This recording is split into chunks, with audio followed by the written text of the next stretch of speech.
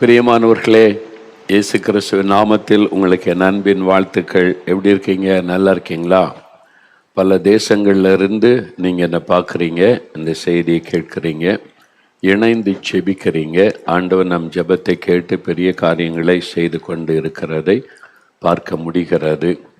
நடக்கிற ஒவ்வொரு சம்பவங்களை பார்க்கும்போது இன்னைக்கு உலகத்தை கவனித்து பாருங்கள். ஒரு பக்கம் வருகைக்குரிய அடையாளம் தீவிரமாய் நடக்கிறது. அதனால் ஒரு காலத்தில் வெளிநாட்டுக்கு போன சேஃபை உணர்ந்த நிறைய பேர் இப்போ பாதுகாப்பற்ற ஒரு உணர்வு உண்டாகி இருக்கிறதை பார்க்க முடிகிறது. ஒவ்வொரு தேசமும் தன்னுடைய மக்களை பாதுகாக்க போராடுகிறதை பேசுகிறது. இதெல்லாம் கடைசி காலம். எப்படி தான் ஆண்டவருடைய வருகைக்குரிய அடையாளங்கள் தீவிரமாய் நடக்கிறதே நம்ம பார்க்கிறோம். இன்னொரு பக்கத்தில் அந்தி கிறிஸ்து வெளிப்படுவதற்கான எல்லா ஆயத்தங்களையும் அவன் துரிதமாய் செய்து கொண்டிருக்கிறான் சாத்தான். உலகம் முழுவதையும் ஒன்றிணைத்து கொண்டிருக்கிறான். ஒன் வேர்ல்டு சிஸ்டம் வந்து கொண்டிருக்கிறது. ஒன் கவர்மெண்ட் என்கிற பேச்சு வர ஆரம்பித்து விட்டாரு. நீங்கள் நிறைய ஃப்ளைட்டில் பார்த்தீங்கன்னா, ஸ்ரீலங்கா ஃப்ளைட்டு, இது மாதிரி சில வெளிநாட்டு ஃப்ளைட்டில் பார்த்தீங்கன்னா பெருசாக ஒன் வேர்ல்டு, ஒரே உலகம் அப்படின்னு பெருசாக எழுதியிருப்பாங்க. இதான் நமக்கு தெரியுமே, ஒரே உலகம், ஒரே இனம், ஒன்றே குலம், ஒருவனே தேவன், ஒரு உலகம். இதெல்லாம் நம்ம ஏற்கனவே நம்ம தமிழில் சொல்லி கொண்டு வருவது தான். அப்போ ஒரு உலகம் தான் எல்லாருக்கும் தெரியும். அதை இப்போ பிரபலப்படுத்துகிறாங்க. ஒரே உலகம், இது ஒன் வேர்ல்டு, ஒன் கவர்மெண்ட், ஒரு அரசாங்கம். இந்த மாதிரி பேச்சுகள் இப்போ ஆரம்பித்து விட்டார்.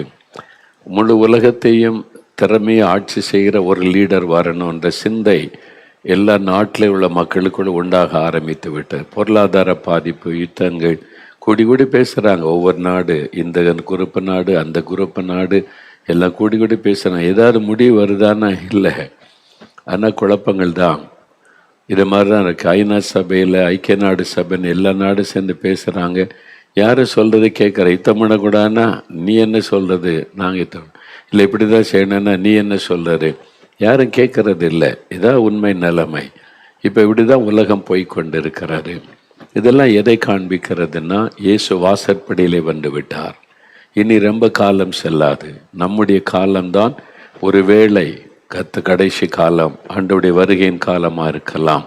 நம்ம தலைமுறைனா கடைசி தலைமுறையாக இருக்கும் என்று அநேக தெய்வ மனிதர்கள் நம்புகிறாங்க, எதிர்பார்க்குறாங்க. இருக்கலாம், எனி டைம் ஆண்டவருடைய வருகை இருக்கலாம்.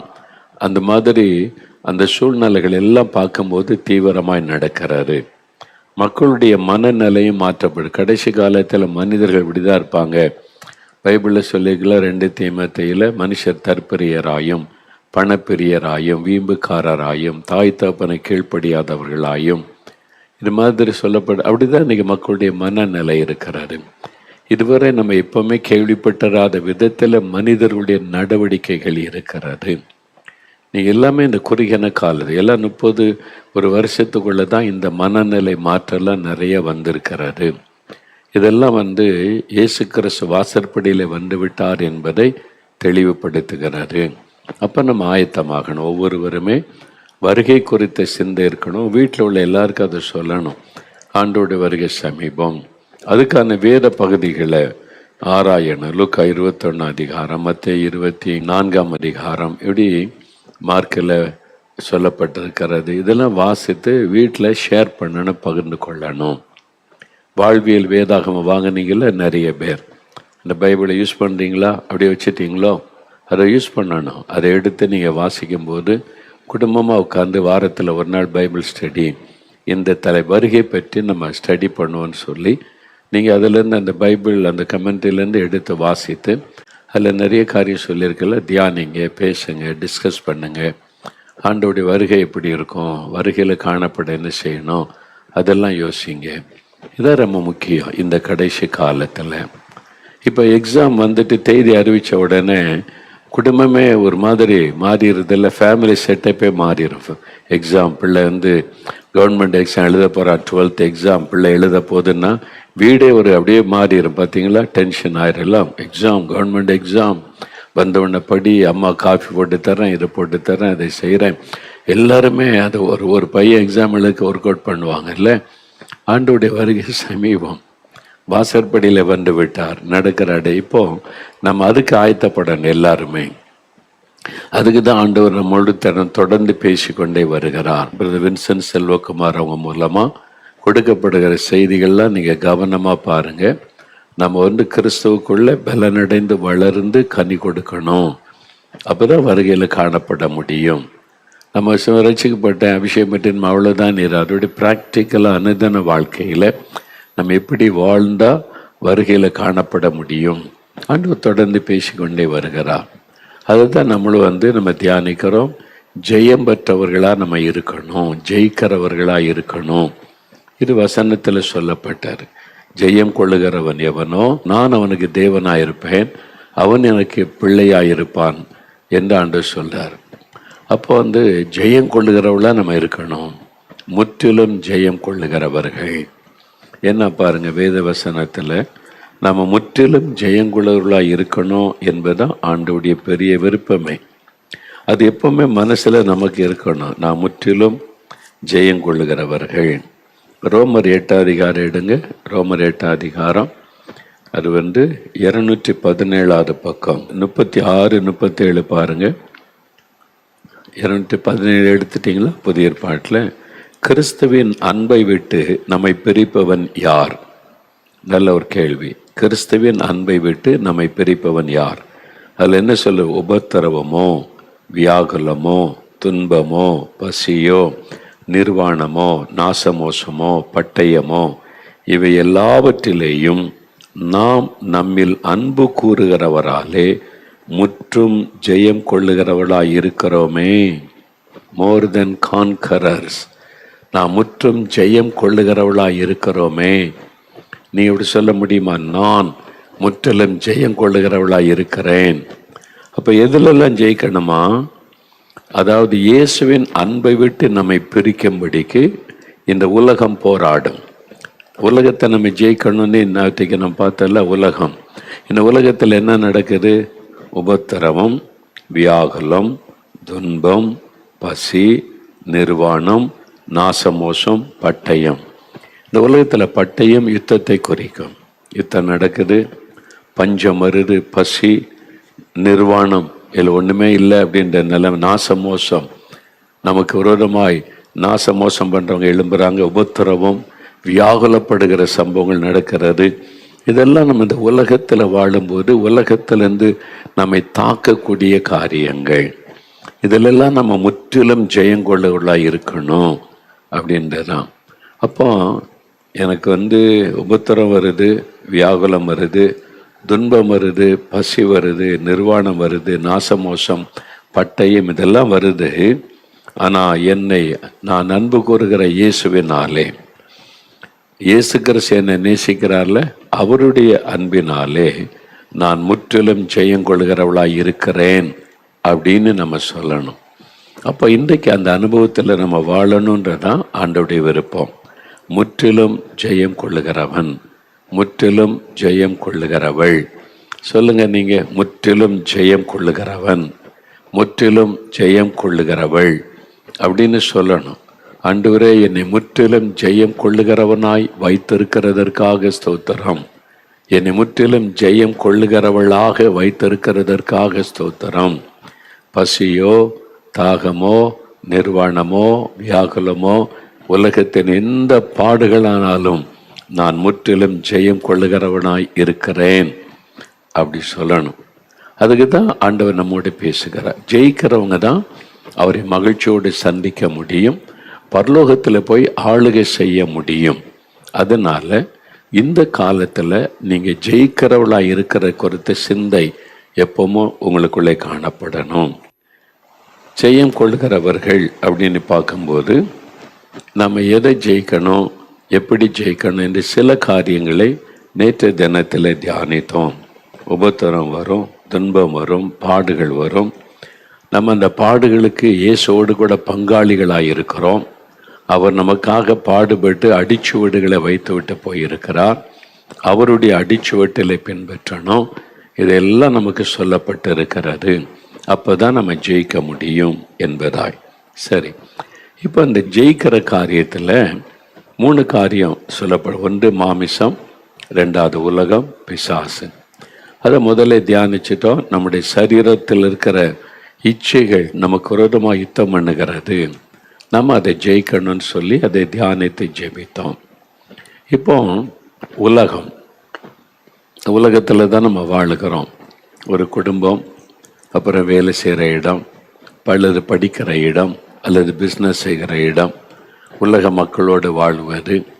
நம்ம ரட்சிக்கப்பட்டுட்டேன், அதனால் இந்த ரட்சிக்கப்படாத மக்களோடு வாழ முடியாது அப்படின்னு எங்கேயாவது போக முடியாது. அதே வீடு, அதே தெரு, அதே கிராமம், அதே பட்டணம், அதே அப்பார்ட்மெண்ட்டு, அதே ஜனங்கள் மத்தியில் தான் நம்ம வாழ்ந்து ஆகணும்.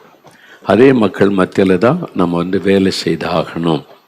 அப்போ அங்கே தான் அப்படி தான் ஆண்டவர் வச்சிருக்கிறார். அப்போது நம்ம உலகத்தில் வாழ்ந்தாலும் உலகத்தான் அல்ல, இந்த மன நிலைமையில் வாழணும். இயேசு சொல்றார், நான் உலகத்தான் அல்லாதது போல இவர்களும் உலகத்தார் அல்ல.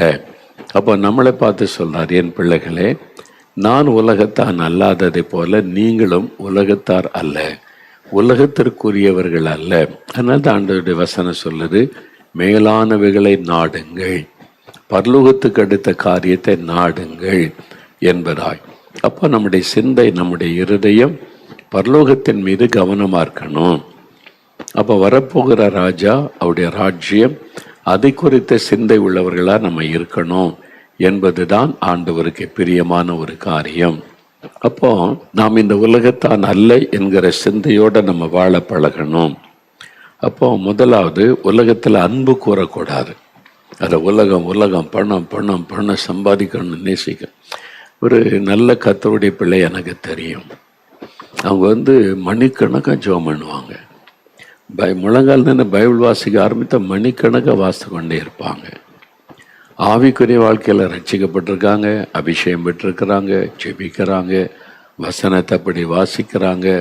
அந்த மாதிரி அதெல்லாம் ஒரு பக்கம் இருந்தாலும், இன்னொரு பக்கத்தில் அவங்க பாருங்க, தம்பி வாங்க நம்ம கொஞ்சம் பொருளாக வாங்கணும், போனால் இது வாங்குவோம்பாங்க. அண்ணே இது எதுக்கு அண்ணே, இது உங்களுக்கு தேவையில்லைன்னா, இப்போ இல்லை தம்பி, இன்னொரு 5 வருஷம் கழித்து இது தேவை இருக்கும்ல, எல்லாரும் வீட்டில் இருக்குது தம்பி, நம்ம வீட்டில் இருக்கணும். ஒரு பக்கம் நல்லா ரட்சிக்கப்பட்டவங்க தான், அபிஷேகம் பெற்றவங்க தான், மணிக்கணக்காக ஜெபிக்கிறவங்க தான். ஆனால் அந்த உலகம் அவங்கள கவர்ந்து இழுக்கிறது.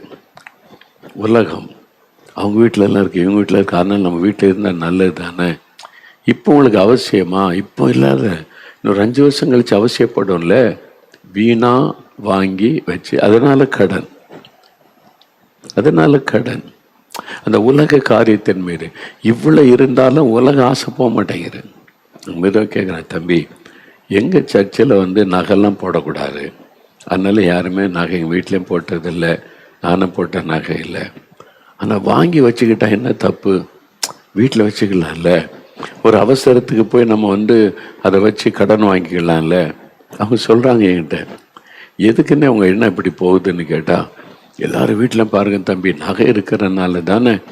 ஒரு ஆபத்தில் ஒரு பணம் ஒரு விபத்து ஏற்பட்டுச்சு, பணம் வேணா டக்குன்னு நகையை வச்சு லோன் எடுத்து பிழைச்சிக்கிறாங்க. அப்போது நம்ம நகை போடக்கூடாது, அது சரி, அதான் சபை ஒழுங்கு, அதுதான். வாங்கி வீட்டில் வச்சுக்கலாம்ல சொன்னாங்க. உங்களுக்கு ஏன் இந்த மாதிரி எண்ணெல்லாம் வருது? ஆண்டவர் இருக்கார்லான்னு, ஆண்டவர் கூட இருக்கார்ல. உங்கள் சம்பளத்தில் மீறி பண்ணதை பேங்கில் போட்டு வைங்க. அந்த பேங்கில் போடுறத நகையை வாங்கி வச்ச மதிப்பு கூடுதில்ல. அந்த சிந்தை பாருங்க, உலக சிந்தை. இதுதான் ஆண்டவர் சொல்றார், நான் உலகத்தான் அல்லாதது போல உலகத்தார் அல்ல. நீங்க உலகத்துல தான் வாழ்றீங்க, அவங்கள போல நீங்க வாழ நினைக்க கூடாது. ரட்சிக்கப்பட்டவங்க தான், அபிஷேகம் பெற்றவங்க தான், நல்ல ஜெபிக்கிறவங்க, பைபிளை மணிக்கணக்க வாசிக்கிறவங்க, ஒரு பரிசுத்த வாழ்க்கை வாழ்றவங்க தான். ஆனா அதே சமயத்துல சிந்தை எப்படி போது பாருங்க. உலக மக்களை பார்த்துட்டு நம்ம இந்த மாதிரி நமக்கு வேணும், இந்த மாதிரி வாங்கி வைத்து கொள்ளணும், ஜுவல் போடக்கூடாது, வாங்கி வீட்டில் வச்சு கொள்ளலாம். எங்களை எப்படிலாம் யோசனை வருது பார்த்தீங்களா? உலக சிந்தை. இப்போ இதைத்தான் நான் உலகத்தான் அல்ல, நீ ஏன் உலகத்தான் போல யோசிக்கிற, உலகத்தான் போல ஏன் சிந்திக்கிற, உலகத்தான் போல ஏன் வாழ நினைக்கிற? உலகத்தோடு ஒத்து வாழணும். Be a Roman as you are in Rome. ரோமில் இருந்து ரோமனை போல இரு. இது உலகம் சொல்லுகிற வார்த்தை, ஆண்டவர் சொல்லலை. நான் உலகத்தான் அல்ல, நீங்களும் உலகத்தான். உலகத்தில் தான் இருக்கிறோம். உலக மக்களோட தான் பழகுவோம். அதே கிராம மக்கள், அதே பட்டண மக்கள், அதே அப்பார்ட்மெண்ட் பக்கத்து வீடு, எல்லாத்துக்கிட்டையும் அன்பாக இருப்போம், எல்லாத்தையும் நேசிப்போம். வேலை செய்கிற இடத்துல பலதரப்பட்ட மக்கள், இயேசுவை நம்பாதவங்களாம் இருப்பாங்க. அவங்களோட தான் அன்பாக இருப்போம், அவங்களோட சந்தோஷமாக இருப்போம், எல்லாமே இருக்கும். ஆனால் அவங்கள போல நம்ம வாழ முடியாது. நம்ம வித்தியாசமானவர்கள். இதைத்தான் நீங்கள் முதல்ல அறியணும். உங்கள் பிள்ளைகளுக்கு அதை டீச் பண்ணணும், சொல்லணும். நாம் உலகத்தார் அல்லது மகனே மகளே, நம்ம வித்தியாசமானவங்க, ஆண்டவர் பிரித்து எடுத்திருக்கிறார். இதை சொல்லி வளர்க்கணும்ல. உலகத்தில் தான் வாழ்கிறோம். தாமரை பாருங்க, தண்ணீருக்குள்ளே தான் மலருது. தாமரை இலை பார்த்துருக்கீங்களா? தண்ணீருக்குள்ளே தான் மிதக்கும். ஆனால் அது மேலே தண்ணி ஊற்றுங்க, தண்ணி அதை பாதிக்காது. அது பேர் தண்ணி. அதை வெளியே எடுத்திங்கன்னா தண்ணியே இருக்காது. அதுக்குள்ளே இருந்தாலும் தண்ணீர் அதை கரைப்படுத்த முடியாது, சேதப்படுத்த முடியாது, பாதிப்பை ஏற்படுத்த முடியாது. அதே மாதிரி தான் உலகத்தில் நம்ம இருந்தாலும் உலகத்தார் அல்ல. இந்த உலகத்தின் காரியம் பாதிக்காதபடி நம்ம பரலோகத்திற்குரியவர்கள், தேவனுக்குரியவர்கள். பரலோக சிந்தை, மேலான சிந்தை இருக்கணும், தேவனுடைய சிந்தை தான் இருக்கணும். இந்த மாதிரி வாழ்கிற வாழ்க்கைக்கு அழைக்கப்பட்டிருக்கிறோம். இதில் கரெக்டாக இருந்தீங்கன்னா நீங்கள் ஜெயிச்சிடலாம். அது அப்பதான் நம்ம ஜெயிக்க முடியும். அதனால தான் முற்றிலும் ஜெயம் கொள்ளுகிறவர்கள் அப்படின்னு பைபிளில் சொல்லப்பட்டிருக்குல்ல, முற்றிலும் ஜெயிக்கிறவங்க. அப்போ உலகத்தை விட்டு நம்ம பிரித்து எடுக்கப்பட்டிருக்கிறோம். இந்த சிந்தை நமக்குள்ளே கட்டாயம் இருக்கணும். இயேசுவை பின்பற்றணும், அப்படி அடிச்சுவட்டில் நடக்கணும். அப்புறம் தேவ சித்தத்தின்படி வாழ்றதுதான் நம்முடைய வாழ்க்கை. உலக மக்கள் அப்படி இல்லை. அவங்க பக்தியாக இருப்பாங்க, கடவுள் வணக்கம்லாம் செய்வாங்க, காணிக்கெல்லாம் செய்வாங்க, அவங்க விரும்பினதை செய்வாங்க, விரும்பினபடி வாழுவாங்க, குடிப்பாங்க. இங்கே பக்தியாக இருப்பாங்க, குடிக்க செய்வாங்க. அவங்களுக்கு அது தவறு அல்ல. அவங்க லஞ்சம் வாங்க, ஊழல் பண்ணுவாங்க. இங்கே பக்தியாக போய் சாமி கும்பிடுவாங்க, காணிக்கெல்லாம் போடுவாங்க. அது அவங்களுக்கு தவறாக தெரியாது. பக்தியாக இருப்போம். உலகத்தில் வந்தால் இப்படி தான் அப்படின்னு. நமக்கு அப்படி இல்லை. சின்ன வயசுல என்ன பொய் சொல்லக்கூடாது, ஏமாற்றக்கூடாது, திருடக்கூடாது. ஏன்னா நமக்கு வசனத்தின்படி தான் வாழ்றதுக்கு ஆண்டவர் சட்டத்தை எழுதி கையில் தந்திருக்கிறார். அப்போ உலக மக்களைப் போல நம்ம நடந்து கொள்ள முடியாது, உலக மக்களைப் போல செயல்பட முடியாது, உலக மக்களைப் போல சிந்திக்கவும் கூடாது. நாம் வித்தியாசமானவர்கள் என்கிற உணர்வு எப்பவும் இருக்கணும். உலகத்தை விட்டு தேவன் நம்மை பிரித்து எடுத்திருக்கிறார். நம்ம பிரித்து எடுக்கப்பட்டவர்கள். அதனால உலகத்தில் தான் இருப்போம். எல்லா மக்களையும் நேசிப்போம், அன்பு கோருவோம். ஆனால் நம்முடைய லைஃப் வித்தியாசம். அவங்களுக்கும் நமக்கு பெரிய வித்தியாசம் இருக்கிறது. அப்போ உலகத்தில் அன்பு கூறாதிருங்கள், தேவ சித்தத்தின்படி செய்யணும். ஆண்டவர் என்ன விரும்புகிறாரோ அதான் நம்ம செய்யணும். கர்த்தருடைய விருப்ப சித்தத்தை நிறைவேற்றுவது. அவரை விசுவாசத்தினால தான் உலகத்தை ஜெயிக்க முடியும். ஆண்டவர் மேலே வைக்கிற விசுவாசம் எல்லாத்துக்கும் கர்த்தர் இயேசு அவர்தான் என் நம்பிக்கை, அவர்தான் என் விசுவாசம். அவர் பார்த்து கொள்வார். அவரை சார்ந்து வாழ்கிற ஒரு வாழ்க்கை. அப்போதான் நம்ம உலகத்தை ஜெயிக்க முடியும் என்று வேத வசனம் சொல்லுகிறாரு. சரி, இப்போ இந்த மாதிரி நம்ம ஒப்பு கொடுத்து நமக்கு வரக்கூடிய போராட்டத்தில் எப்படியெல்லாம் ஜெயிக்கணும் அப்படின்னு தியானித்து கொண்டு வரல. பொறுமையினால, சாந்தத்தினால, அன்பினால, விசுவாசத்தினால, ஜெபத்தினால நம்ம ஒவ்வொரு பிரச்சனையும் ஜெயிக்க முடியும். அந்தந்த சூழ்நிலைக்கு ஏற்றபடி ஆவியானவர் அழகாய் நடத்துவார்.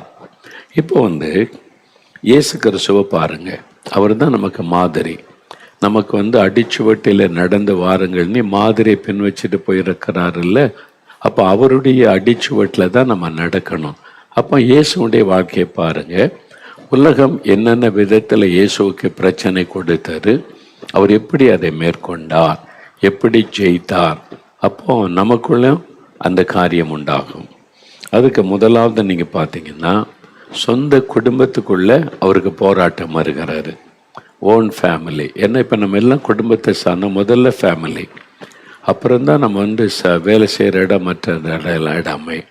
அப்போ முதல்ல நம்முடைய குடும்பம். ஒரு வீட்டுக்குள்ள கணவன், மனைவி, பெற்றோர், பிள்ளைகள், மாமியார், மருமகள் என்ற உறவுகள், சொந்தங்கள், அப்புறம் நம்மை சுற்றி இருக்கிற சொந்த பந்தங்கள், இதான் நம்ம முதல் ரவுண்டுன்னு எடுத்துக்கொண்டா நம்ம குடும்பம், நம்முடைய சொந்த பந்தங்கள்.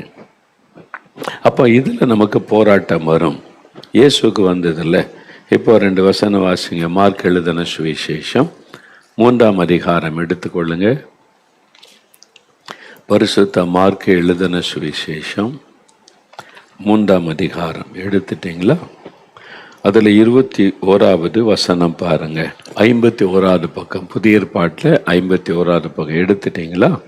அவருடைய இனத்தார், அதாவது இயேசுவின் இனத்தார் இதை கேட்டபோது இயேசு மதி மயங்கி இருக்கிறார் என்று சொல்லி அவரை பிடித்து கொள்ளும்படிக்கு வந்தார்கள். என்ன கேள்விப்பட்டாங்க? முந்தின வசனம் பாருங்க, 20வது வசனம். பின்பு வீட்டுக்கு போனார்கள். இயேசுவும் உடைய சேஷத்தில் வீட்டுக்கு போகிறாங்க. அங்கே அவர்கள் சாப்பிடுவதற்கும் சமயமில்லாதபடிக்கு அநேக ஜனங்கள் மறுபடியும் கூடி வந்தார்கள். இயேசுவும் சீஷர்களை ஊழியம் செய்துட்டு வராங்க. இப்போ அவங்களுக்கு சாப்பிட கூட டைம் இல்லை. அவ்வளோ ஜனங்கள் வந்துக்கிட்டே இருக்கிறாங்க. வியாதிஸ்தரை கொண்டு வர்றாங்க, பிசாசப்படுத்தவங்களை கொண்டு வர்றாங்க, இயேசுவை தேடி வந்துக்கிட்டே இருக்கிறாங்க. அவங்களுக்கெல்லாம் விடுதலை கொடுக்கிறார், சுகம் கொடுக்கிறார், ஆசீர்வதிக்கிறார். இதெல்லாம் நடக்கிறதில்ல. அப்போ அவருக்கு சாப்பிட கூட டைம் இல்லை. அந்த அளவுக்கு ஜனங்கள் நெருக்கி கொண்டு இருக்கிறாங்க, வந்துடுறாங்க. இப்பவும் அப்படி ஒளி செய்கிற மக்கள் இருக்காங்கல்ல, சாப்பிடவே டைம் இருக்காது. ஆட்களை பார்ப்பாங்க, கவுன்சில் பண்ணுவாங்க, ஜெபம் பண்ணுவாங்க, பிரசங்கம் பண்ணுறது செய்கிறதெல்லாம் தான். அப்போ டைமே இருக்காது, சாப்பிட கூட நேரம் இல்லை. அந்த மாதிரி சூழ்நிலையில் இயேசு இருக்கிறார். அவங்களுக்கு உணவு சாப்பிடக்கூட டைம் இல்லை. அப்படி இருந்த உடனே இப்போ அவருடைய இனத்தார், அவருடைய ஃபேமிலி மெம்பர்ஸ் கேள்விப்படுறாங்க. அவங்க உடனே வர்றாங்க. வந்து அவர் மதி மயங்கி இருக்கிறார் என்று அவரை பிடித்து கொள்ளும்படி வந்தாங்க. அவரை பிடிச்சு கொண்டு போயிடணும். இந்த மாதிரி ஊராக சுற்றிக்கிட்டு இருக்கிறாரு, சாப்பிட்றது இல்லை, ஒழுங்காக தூங்கிறது இல்லை, மக்கள் மக்கள் மக்கள்னு சொல்லி இப்படியே அலைகிறார். அவர் கொண்டு வரணும்னு சொல்லி இனத்தார்னா ரிலேட்டிவ்ஸ், அவருடைய சொந்தக்காரங்க, குடும்பத்தாராக இருக்கலாம், ஒருவேளை உடன் பிறந்தவங்க கூட இருக்கலாம், அவருடைய சகோதரங்க அவங்க கூட வந்திருக்கலாம். அப்போ இவங்கெல்லாம் வந்து அவரை பிடித்து கொள்ள வந்தாங்களாம். எதுக்குன்னா மதி மயங்கி இருக்கிறார் இயேசு, அவுட் ஆஃப் மைண்டு, அதாவது மனநல பாதிக்கப்பட்டிருக்கிறான்னு சொல்கிறாங்க. அதானே? யோசித்து பாருங்களேன். இயேசு ஜனங்களுக்கு நன்மை செய்து அற்புதம் செய்து விடுதலை கொடுத்தா இவங்க என்ன சொல்கிறாங்க? குடும்பத்தார் வந்து அவர் கொஞ்சம் மென்டலுங்க, சாப்பிட கூட அவருக்கு சாப்பிட்றதில்லை, தூங்குறதில்லை, இப்படியே அலைகிறார். யோசித்து பாருங்க, மென்டலுங்க. அவரை பற்றி அப்படி சொல்கிறாங்க அவருடைய குடும்பத்தாரை வந்து. அப்போ சொந்த குடும்பத்தில் உண்டாகிற பிரச்சனை, இஸ் ஓன் பீப்புள், சொந்த ஜனம், அவங்க தான் சொல்கிறாங்க இயேசு கிறிஸ்து மதி மயங்கி இருக்கிறார், அவர் நார்மலாக இல்லைங்க, அவர் வந்து மென்டல் ஆயிட்டாருங்க, அந்த மாதிரி சொல்கிறாங்க இயேசுவை. கற்பனை பண்ணி பாருங்க, அவ்வளோ ஜனங்களுக்கு நன்மை செய்து அற்புதம் செய்து மகளை செய்த ஆண்டவரை எப்படிலாம் வார்த்தை சொல்லி அந்த குடும்பத்தார் பேசுகிறாங்கன்னு பாருங்க. அப்போ இதெல்லாம் ஒரு சோதனை, ஒரு பெரிய போராட்டம். இந்த போராட்டத்தை இயேசு எப்படி ஜெயித்திருப்பார்? கொஞ்சம் யோசித்து பாருங்க. இயேசு இந்த போராட்டத்தை எப்படி ஜெயித்திருப்பார்? நம்ம தொடர்ந்து வாசித்து பார்த்தா தெரியும். அவருங்க சொல்றது ஒன்றையும் கண்டு கொள்ளலை.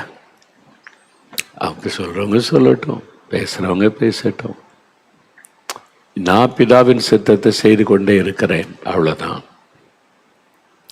ஒவ்வொருத்தருக்கும் நான் பதில் சொல்லணும், அவங்க பேசுறது நினைக்கிறதுக்கெல்லாம் பதில் சொன்ன நினைச்சா முடியாது. அதனால பேசாம நான் பிதாவின் சித்தத்தை செய்கிறேன், அவ்வளோதான். அப்போ நம்ம ஜெயிப்பதற்கு நம்ம உலக மக்களை போல பேசாமல் செயல்படாமல் ஆவிக்குரிய சிந்தை உள்ளவர்களாய் ஆண்டவருடைய உதவியோட காரியத்தை செய்யணும். இதைத்தான் நம்ம பார்க்கிறோம். பாருங்க, இன்னொரு சம்பவம் பாருங்க. யோவான் 7ஆம் அதிகாரம் 1-5 வசனம் பாருங்க. யோவான் எழுதின சுவிசேஷம் 7ஆம் அதிகாரம் 1-5 வசனம் பாருங்களேன். இவங்க அவங்களுடைய சொந்தக்காரங்க எப்படி ரியாக்ட் பண்ணலாம் பாருங்க. இவைகளுக்கு பின்பு யூதர்கள் இயேசுவை கொலை செய்ய வகை தேடினபடியால் அவர் யூதேயாவிலே சஞ்சரிக்க மனதில்லாமல் கலிலேயாவிலே சஞ்சரித்து வந்தார். யூதர்கள் இயேசுவை கொலை செய்ய தேடுறாங்க. ஏன்னா அவங்களுடைய பிழைப்பு பாதிக்கப்பட்டு விட்டார், ஊழியம் இவரால் பாதிக்கப்பட்டு விட்டது. எல்லாரும் அவருக்கு பின்னால் போறான்னு பொறாமையில் கோபத்தில் இயேசுவை நம்ம கொலை பண்ணி கொன்னுறணும், அந்த மாதிரி ஒரு தீர்மானத்துக்குள்ளே வர்றாங்க. அந்த சமயத்தில் கூடார பண்டிகை சமீபமாக இருந்தது. அப்பொழுது அவருடைய சகோதரர் அவரை நோக்கி, இப்போ பாருங்க, ஓன் பிரதர்ஸ், இயேசுடைய சகோதரர்கள். இயேசுக்கு பிறகு மரியாளுக்கு பிள்ளைகள், ஆண்கள் பெண் பிள்ளைகள் பிறந்தார்கள் என்பது வேதத்தில் சொல்லப்பட்டு பதிவு செய்யப்பட்டு இருக்கிறாரு. அவருடைய சகோதரிகள் சகோதரர்கள் மக்களை சொல்றாங்க. அப்போ இங்கே வசனத்தில் நம்ம பார்க்கிறோம், அவருடைய சகோதரர் அவரை நோக்கி, நீர் செய்கிற கிரியைகளை உம்முடைய சீஷர்களும் பார்க்கும்படி இவ்விடமிட்டு யூதேயாவுக்கு போம். நீ யூதேயாவுக்கு போல, இப்போ கலிலேயாவில் இருக்கிறார், யூதேயாவுக்கு போங்க. எருசலேம் அங்கே தான் முக்கியமான இடம், உலகம் எங்குமிருந்து யூதர்கள் வருவாங்க, அங்கே போ, அவங்க பார்க்கும்படி அற்புதம் செய்யுங்க. பிரபலமாயிருக்க விரும்புகிற எவனும் அந்தரங்கத்திலே ஒன்றையும் செய்ய மாட்டான். நீர் இப்படிப்பட்டவைகளை செய்தால் உலகத்துக்கு உம்மை வெளிப்படுத்தும் என்றார்கள். எல்லாரும் பார்க்க அற்புத அடையாளம் செய்தால் உலகத்துக்கு உங்களை வெளிப்படுத்துகிற மாதிரி, அப்போ புகழ் கிடைக்கும், நீங்கள் பிரபலமாக இருக்கலாம். அவங்க பிரபலமாகறதுக்கு வழி சொல்கிறாங்க. குடும்பத்தார் பாருங்க, அவங்க நினைப்பாங்க, இது இயேசு கிறிஸ்து அற்புதம் செய்தால் எல்லாம் உள்ளுக்குள்ளே செய்கிறாரு, முடங்கி போகுது, வெளியில் எல்லாருக்கும் தெரிகிற மாதிரி பிரபலப்படுத்தணும். நீங்கள் எருசலேமில் இப்போ அற்புதம் செய்தால் பிரபலமாயிடலாம்ல. அப்போ என்ன அர்த்தம்? என்னுடைய பிரதர் பெரிய ஆளுங்க, பெருமையாக பேசலாம்ல. அது மாதிரி இவங்களுக்குள்ள உலக ஆசை பாருங்க, பெருமையாக பேசுவதற்கு. அதனால இயேசுவை குற்றப்படுத்தும்படி பேசுகிறாங்க. நீ எதுக்கு இங்கே இருக்கிற? அதான் பாருங்க காரணம். 5வது வசனம், அவருடைய சகோதரரும் அவரை விசுவாசியாதபடியால் இப்படி சொன்னார்கள். சகோதரர்களும் அவரை விசுவாசிக்கலை. இயேசு எவ்வளோ அற்புதம் செய்கிறார், பிசாசை துரத்துகிறார், வியாதியஸ்தரை குணமாக்குகிறார், அற்புத அடையாளம் நடக்குது. அவங்களும் இயேசுவை விசுவாசிக்கலை, சாதாரண ஆளாக தான் பார்க்குறாங்க. என்னதோ ஒரு மந்திரம் மாயம் இருக்குது, ஏதோ செய்கிறான், அவ்வளோதான். மற்றபடி அவங்க இயேசு செய்த அற்புதத்தை பார்த்து இயேசுவை அறிந்து கொண்டதாக தெரியலை. அவங்க அவரை விசுவாசிக்கலைன்னு வேதத்தில் பார்க்கிறோம். அப்போ இவங்களுக்கு இயேசு என்ன பதில் சொல்றார் பாருங்க. இயேசு அவர்களை நோக்கி, என் வேலை இன்னும் வரவில்லை, உங்கள் வேலையோ எப்பொழுதும் ஆயத்தமாய் இருக்கிறது. உலகம் உங்களை பகைக்க மாட்டாது, உலகம் உங்களை பகைக்க மாட்டாது, அதன் கிரியைகள் பொல்லாதானவைகளாய் இருக்கிறது என்று நான் சாட்சி கொடுக்கிறபடியினாலே அது என்னை பகைக்கிறது. ஏன் இந்த உலகம் என்ன பகைக்கிறது? உலக மக்கள் பகைக்கிறாங்க. இந்த உலகத்தின் கிரியைகள் பொல்லாதவைகள் என்று இயேசு சொல்லுகிறார். அதனால உலகத்தை கண்டிக்கிறதுனால உலகம் அவரை பகைக்கிறது. நம்ம ஒன்றுமே சொல்லாமல் யாரை பற்றி ஒன்று பேசாமல் இருந்தேன்னு வைங்களேன், எல்லாரும் புகழ்ந்து கொண்டே இருப்பாங்க. இது தப்பு, இது சரி கிடையாது, வசனத்தின் மட்டும் ஒன்று பேசிட்டீங்க, பகஞ்சராக மாறிடுவாங்க. அந்த மாதிரி தான் இங்கே. அப்போ அவருடைய சகோதரர்களும் அவரை நம்பவில்லை, விசுவாசிக்கவில்லை. நீ பிரபலமாக ஆயிட்டா அவங்களுக்கு என்ன, இயேசு பிரபலமாகி எல்லாம் தெரிஞ்சுட்டானா அவருடைய பிரதர் தாங்க, இயேசு கிறிஸ்துவினுடைய மூத்த சகோதரங்க, அப்படி பெருமையாக சொல்லிக்கலாம்ல. அதுக்காக இப்படிலாம் ஆட்கள் இருக்காங்களா? இருக்காங்கல்ல. ஆமாம், தங்களை பிரபலப்படுத்தி கொள்ளணும், உலகத்தில் தங்களை மேன்மைப்படுத்தி கொள்ளணும். இதெல்லாம் வரக்கூடிய சோதனை, போராட்டம். எப்போ இயேசு என்ன சொல்றாரு? இயேசு அவர்களை நோக்கி, என் வேலை இன்னும் வரவில்லை, உங்கள் வேலையோ எப்பொழுதும் ஆயத்தமாக இருக்கிறது. உங்கள் வேலை எப்பவுமே ஆயத்தமாக இருக்கு, ஆனால் எனக்கு என்ன வேலை வரல. உலகம் உங்களை பகைக்க மாட்டாது, அதன் கிரியைகள் பொல்லாதவன்கள் ஆனவைகளாய் இருக்கிறது என்று நான் சாட்சி கொடுக்கிறபடியினாலே அது என்னை பகைக்கிறது. உலகம் பொல்லாது, பொல்லாங்கனுக்குள் கிடக்கிறதுன்னு சொன்னதுனால உலகம் என்னை பகைக்கிறது, உங்களை பகைக்காது அப்படின்னு ஆண்டவர் பதில் சொல்லுகிறார். அப்போ இங்க ஒரு பெரிய சோதனை, உபத்திரவு நெருக்க மறுகிறாரு. இயேசு அதை ஜெயித்தார்.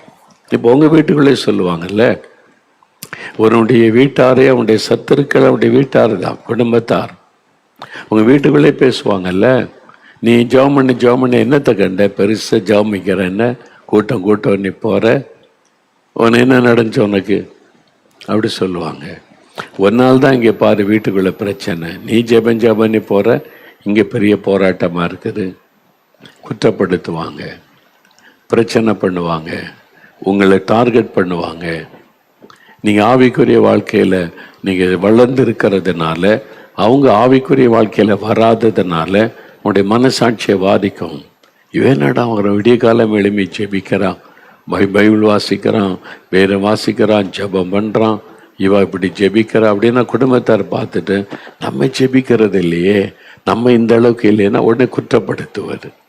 அது ஏன் ஜெபிக்கணும், அப்படி ஜெபிச்சாதானா, விடிய காலமே ஜெபிக்கணும் கர்த்தர் சொல்லி இருக்கிறாரா, அப்படி ஜெபிச்சாதான் நடக்குமா, ஆண்டவர் இல்லைன்னா நமக்கு பதில் தர மாட்டாரா, இது மாதிரிலாம் விதண்டவாதம் பேசுவாங்க.